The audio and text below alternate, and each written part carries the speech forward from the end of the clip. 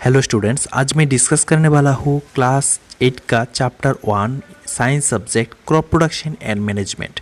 तो इस चैप्टर को मैंने 3 पार्ट में डिवाइड किया, पार्ट 1, पार्ट 2 एंड पार्ट 3। तो आज हम पार्ट 1 डिस्कस करने वाले हैं। अगर आपको पार्ट 2, पार्ट 3 भी चाहिए वो जल्दी मिल जाएगा इस चैनल पर, तो आप लोग फॉलो कर लेना चैनल को। और आपको इस एंटायर लेक्चर का पीडीएफ चाहिए तो मैंने टेलीग्राम का भी लिंक दे दिया, तो उधर जाके ज्वाइन कर लेना, आपको पूरा क्लास का पीडीएफ मिल जाएगा। तो welcome everyone in my science room.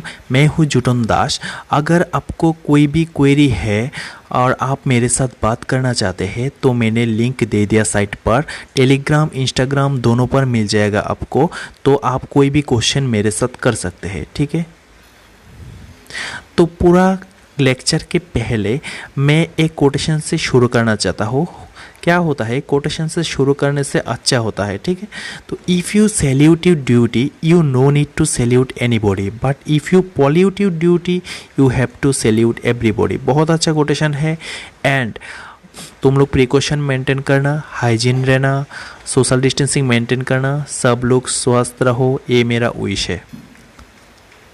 So as introduction, मैं अगर तुम लोगों को एक क्वेश्चन पूछूं, क्या तुम जी पाओगे विदाउट फूड?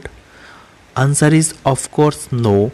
कोई भी जीव, कोई भी लिविंग ऑर्गेनिज्म नहीं जी पाएंगे खाने के बिना, okay. All the living organisms like man, animal and plant need food for their growth and survival. खाने के बिना किसी का ग्रोथ भी नहीं होगा, कोई भी सर्वाइव नहीं कर पाएगा, वो इंसान हो, एनिमल हो या कोई भी प्लांट हो, ओके।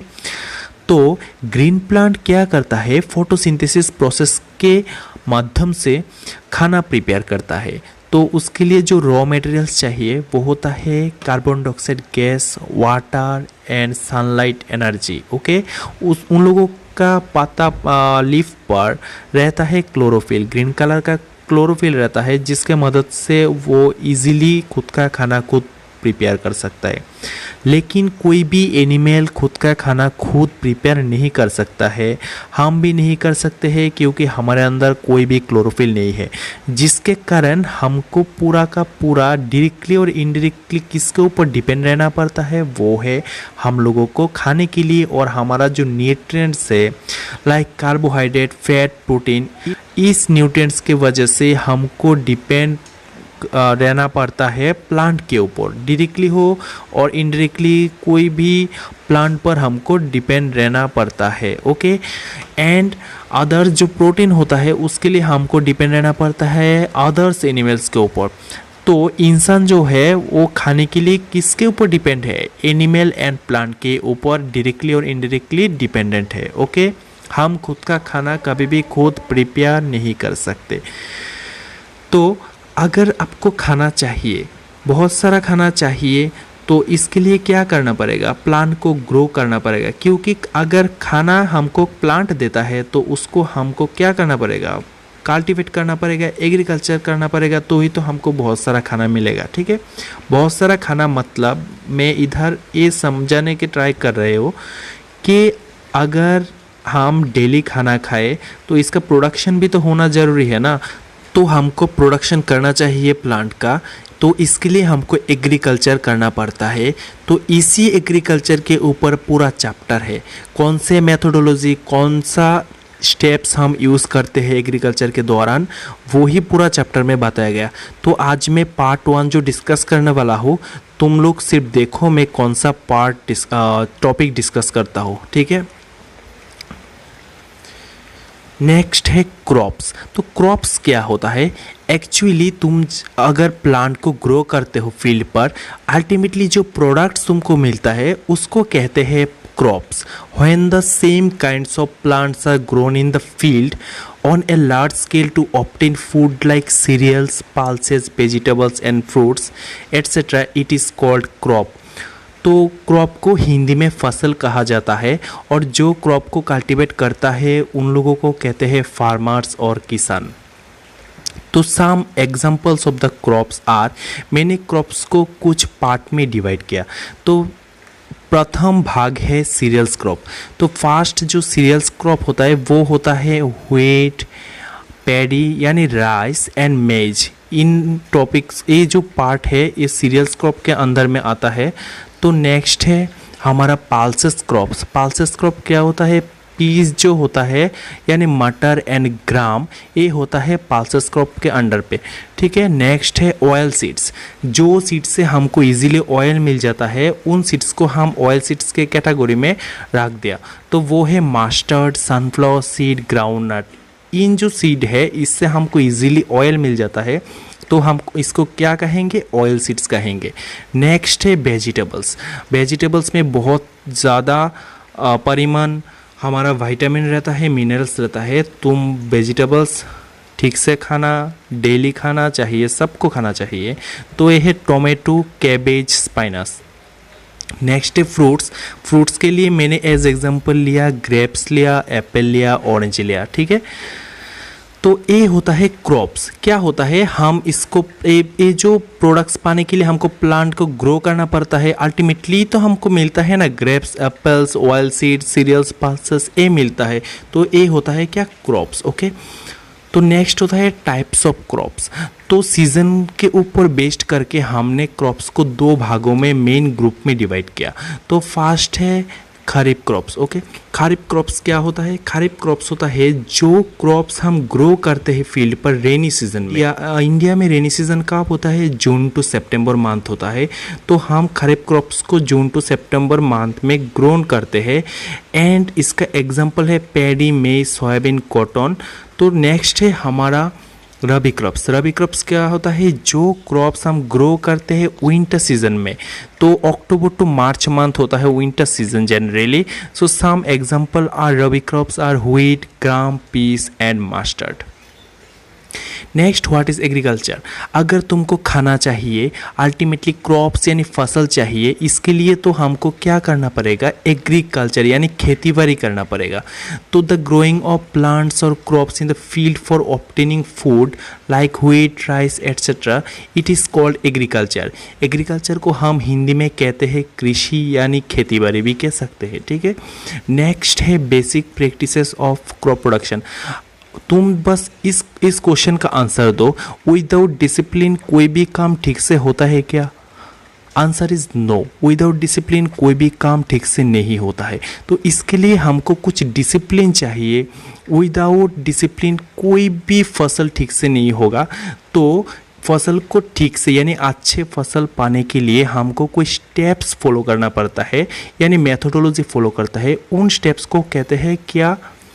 Agricultural practices. तो the various task perform by a farmer to produce a good crop are called agricultural practices. यानी गुड क्रॉप पाने के लिए फार्मर जो जो टास्क यूज़ करता है उन टास्क को कहते हैं एग्रीकल्चरल प्रैक्टिसेस। तो इधर मैंने 7 स्टेप का नाम दे दिया है, जो है कि फर्स्ट वन है प्रिपरेशन ऑफ सॉयल, मतलब पहले मिट्टी को प्रिपेयर करना पड़ता है। Sowing, adding manure and fertilisers, irrigation, removal of weeds, harvesting and storage of food grains. Okay. इस 7 जो स्टेप्स होता है इसको ठीक से फॉलो किया जाता है तो ही हमको अल्टीमेटली गुड यानी अच्छे क्रॉप्स मिलता है, ठीक से अच्छा खाना मिलता है। ओके। क्रॉप्स मिलता है, फसल मिलता है। तो हम ये जो 7 स्टेप्स से एंटायर लेक्चर यानी पार्ट 1, पार्ट 2, पार्ट 3 में यही डिस्कस करने वाले हैं। तो आज का जो पार्ट है इसमें हम preparation of soil mainly discuss करेंगे। तो क्या होता है प्रिपरेशन ऑफ सॉइल?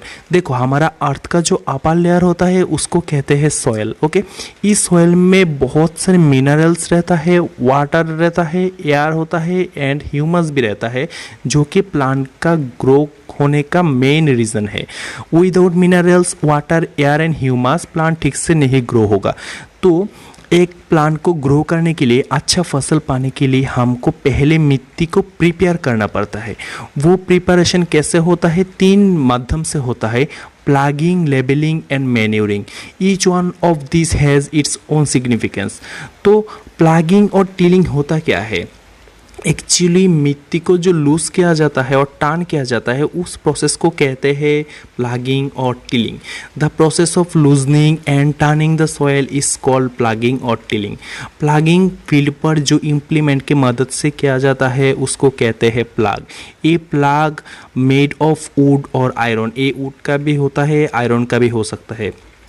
और ये जो प्लग होता है ये पुल किया जाता है, टाना जाता है क्या, पेयर ऑफ बुल्लोक्स यानी बुल जो काव होता है उससे पुल करा जाता है। एंड लेटेस्ट तो हम ट्रैक्टर भी यूज़ करते हैं, अभी हम बुल ज़्यादा नहीं यूज़ करते हैं, अभी हम ट्रैक्टर यूज़ करते हैं प्लगिंग के लिए। Okay, actually the small field is done with the help of animals and like bullocks, where large field are ploughed by using tractors. Next जो है एग्रीकल्चरल इम्प्लीमेंट्स। देखो एग्रीकल्चरल इम्प्लीमेंट्स क्या होता है, मिट्टी को प्रिपेयर करने के लिए हम कुछ इम्प्लीमेंट यूज़ करते हैं जो कि है हमारा फर्स्ट वन प्लग। प्लग क्या होता है, प्लग एक एग्रीकल्चरल इम्प्लीमेंट है जो कि वुड का होता है। अभी ये जो वुड का प्लग है वो रिप्लेस हो गया आयरन के प्लग से, ठीक है। तो मैंने नीचे पिक्चर दे दिया।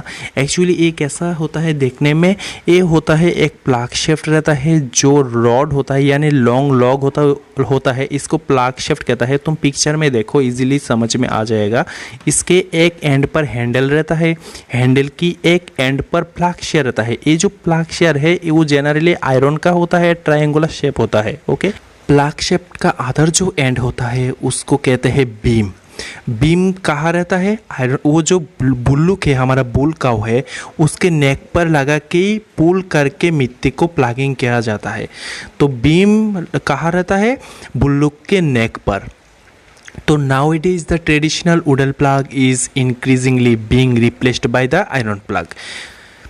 नेक्स्ट है हुई क्या होता है, ये भी एग्रीकल्चरल इम्प्लीमेंट है। वो सिंपल टूल होता है, वो लकड़ी का एक रॉड रहता है, उसके वन एंड पर एक बेंट आयरन का ब्लेड रहता है, ठीक है। वो बेंट ब्रॉड ब्लेड जो होता है उसको पुल कर मिट्टी को प्लगिंग किया जाता है। नेक्स्ट है कल्टीवेटर। देखो कल्टीवेटर एक्चुअली मॉडर्न इम्प्लीमेंट है, एग्रीकल्चरल इम्प्लीमेंट जो कि ट्रैक्टर की मदद से पुल कर मिट्टी को प्लगिंग किया जाता है, ठीक है। So the use of cultivator saves labour and time both. मैंने पिक्चर दे दिया, देखो एक ट्रैक्टर के पीछे कल्टीवेटर लगा के पुल किया जाता है और मिट्टी इजीली प्लगिंग हो जाता है, टर्न हो जाता है, लूज हो जाता है। एंड इधर कोई भी समय हमारा बहुत समय कम लगता है, इवन लेबर भी सेव होता है। सो वो एक्चुअली मॉडर्न इम्प्लीमेंट है, ठीक है, एग्रीकल्चरल इम्प्लीमेंट। नेक्स्ट जो है व्हाई प्लगिंग इज़ बेनिफिशियल। हम जो प्लगिंग करते हैं मिट्टी को लूज करते हैं, टर्न करते हैं, क्यों ये बेनिफिशियल है। देखो The loose soil allows the plant roots to penetrate freely and deeper into the soil. Loose soil क्या करता है, प्लांट का जो रूट है वो डीप में जाने के लिए हेल्प करता है, ठीक है। नेक्स्ट है the loose soil allows the roots of the plants to breathe easily even when the roots are deep. अब प्लांट का रूट बहुत डीप पर भी रहे तो भी ब्रीदिंग में हेल्प होता है अगर मिट्टी लूज हो, ठीक है। प्लग हो तो क्या होता है, प्लांट का रूट प्लांट इजीली ब्रीथ कर सकता है क्योंकि ये जो लूज सॉइल होता है इसके अंदर बहुत सारा स्पेस होता है एंड इस स्पेस के अंदर एयर रहता है, वायु रहता है। नेक्स्ट है क्या, The loose soil helps in the growth of worm and microbes present in the soil who are friends of the farmer. They also add humus to the soil. Farmers का friend होता है earthworm and microbes. क्यों कहा जाता है मैं अगले slide में डिस्कस करूँगा। एक्चुअली एक लूज सॉइल क्या करता है, इन अर्थवर्म और माइक्रोब्स का ग्रोथ में हेल्प होता है एंड मिट्टी पर इजीली ह्यूमस ऐड करता है, ठीक है। The loosening and turning of the soil during plugging bring the nutrients rich soil to the top so that plants can use these nutrients. तो क्या होता है, प्लागिंग के दौरान जो न्यूट्रिएंट्स होता है मिट्टी पर वो एक्चुअली बैलेंस हो जाता है, ठीक है। ऊपर का न्यूट्रिएंट्स नीचे आ जाता है, नीचे का न्यूट्रिएंट्स ऊपर हो जाता है, बैलेंस होता है, रिच न्यूट्रिएंट्स होता है, तो प्लांट को इजीली मिल जाता है। तो इस कारण की वजह से हम प्लागिंग को बेनिफिशियल कहते हैं। विदाउट प्लागिंग ठीक से ग्रो नहीं होगा प्लांट का, ठीक से फसल भी हमको नहीं मिलेगा। अभी मैंने बोला था ह्यूमस, ठीक है। ह्यूमस होता क्या है एक्चुअली? ह्यूमस क्या होता है? ह्यूमस होता है एन ऑर्गेनिक सब्सटेंस। वो कहाँ से क्रिएट होता है? एक्चुअली डेड लीव्स और प्लांट और एनिमल रेसिड्यू है ना, वो आफ्टर डिकम्पोजिशन एंड डिकेइंग के बाद ह्यूमस में कन्वर्ट हो जाता है। वो कौन करता है? हमारा माइक्रोब्स ही एक्चुअली डिकम्पोजिशन में हेल्प करता है plant, dead plant and animal residue को। वो डार्क ब्राउन कलर का होता है और जो प्रोसेस हो प्रिपेयर होने का उसको ह्यूमिफिकेशन कहते हैं। Generally brown to dark colour होता है।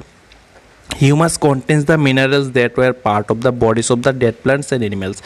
ये जो ह्यूमस है इसके अंदर जो डेड प्लांट्स और एनिमल रेसिड्यू से क्रिएट हुआ उसका जो न्यूट्रिएंट्स होता है वो जनरली ह्यूमस पर होता है, उसी ह्यूमस पर होता है, ठीक है। नेक्स्ट है why atom is called farmer's best friend.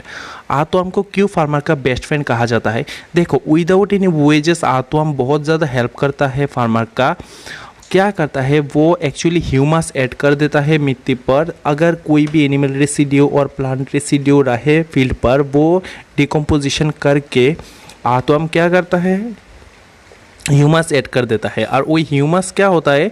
Plant के लिए बहुत ही बेनिफिशियल होता है और मिट्टी के अंदर पोर्स क्रिएट कर देता है, जिस पोर्स के अंदर क्या रहता है? वायु रहता है। वायु एंड वाटर भी, वाटर ड्रेनेज सिस्टम क्रिएट कर देता है। न्यूट्रिएंट्स भी बैलेंस रखता है, ऊपर का न्यूट्रिएंट्स नीचे ले जाता है, मिट्टी को टान करता है। इन कारणों की वजह से आतोम को क्या कहता है? फार्मा का बेस्ट फ्रेंड, क्योंकि आतोम फार्मा को बहुत ज़्यादा हेल्प करता है। Now important questions, okay. इस चैप्टर में डिस्कस किया गया सभी क्वेश्चन का आंसर तुम्हें मिल जाएगा, ठीक है। First one is what is crop. तुम टेलीग्राम पे इजीली पीडीएफ मिल जाएगा। अगर टेलीग्राम पे ज्वाइन नहीं किया है अभी तक, कर लो और तुम स्क्रीनशॉट भी ले सकते हो। इस आंसर इस एंटायर लेक्चर में मिल जाएगा। What is agriculture, what is mean by kharif crops, give example, what is rabi crops, give example, what is ploughing, write paragraph on preparation of soil, name of 3 agricultural implements. Agricultural implement का example क्या था? Plough था, hoe था, cultivator था, okay. Why the loosening of the soil by ploughing is beneficial, what is humus, why atom is called farmer's best friend. अगले class में यानी part 2 पे हम डिस्कस करेंगे sowing, addition, manure and fertiliser, removal of weeds. ये जो 3 topic है ये हम डिस्कस करेंगे अगले पार्ट पर। तो तुम्हें चाहिए, तुम पूरा लेक्चर चाहते हो तो सब्सक्राइब कर लेना चैनल को। ये नया चैनल है, मैं अपलोड कर दूंगा बहुत ही जल्दी। Thank you everyone, please subscribe my channel.